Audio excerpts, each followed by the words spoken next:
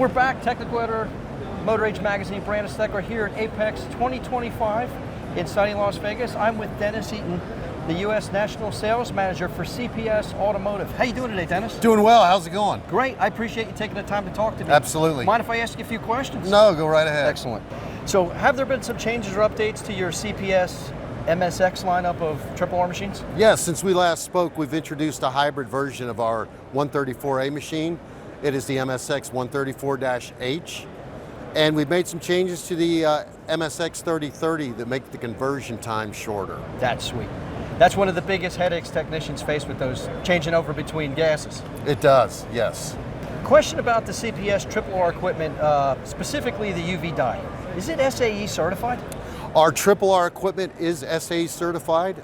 It is can be a lengthy process, but if you're going to manufacture U.S. equipment in the United States, you need to have it.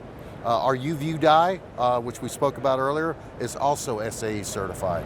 Excellent. Good to know. Yeah. Can you tell me, is there anything new you guys coming up down the pipe for 2026? We are. We love to launch new product at Apex. It's a great lead-in to the new year for us. So in our MotorVac lineup, we've got quite a few items that are going to be new.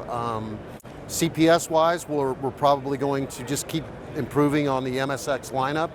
But most of the new product coming out for 2026 is going to be under our MotorVac brand. Excellent. Well, we do appreciate the innovation you put into your products. Thank you. Certainly makes our job easier in the workspace.